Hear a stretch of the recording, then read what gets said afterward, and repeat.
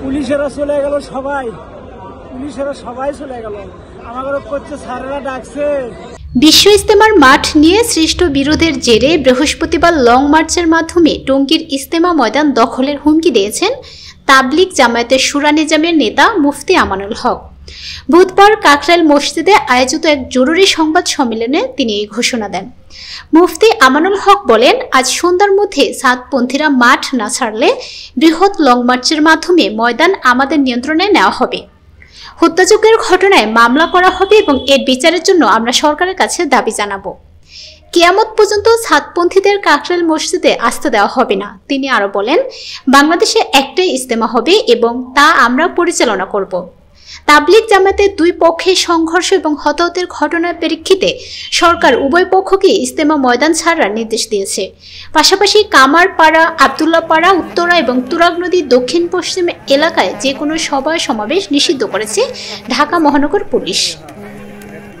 স্বরাষ্ট্র মন্ত্রণালয়ের সম্মেলন কক্ষে অনুষ্ঠিত এক বৈঠকে এ সিদ্ধান্ত হয়।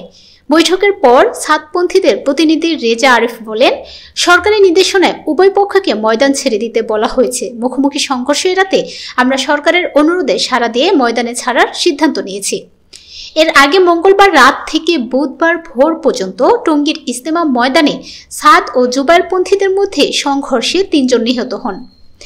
২০ ডিসেম্বর থেকে ৫ দিনের জোর ইজতেমা করার জন্য সাতপন্থী মুসল্লিরা ময়দানে প্রবেশের চেষ্টা করলে সংঘর্ষ শুরু হয়। রাত ৩টার পর সাতপন্থীরা কামারপাড়া ব্রিজ পার হয়ে ময়দানে প্রবেশ করলে সেখানে অবস্থান নেওয়া জুবারপন্থীদের সঙ্গে তাদের সংঘর্ষ হয়।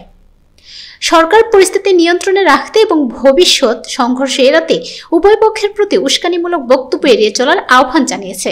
পাশাপাশি ইজতেমা ময়দানের দায়িত্ব সরকার নিজের হাতে নেওয়ার সিদ্ধান্ত নিয়েছে।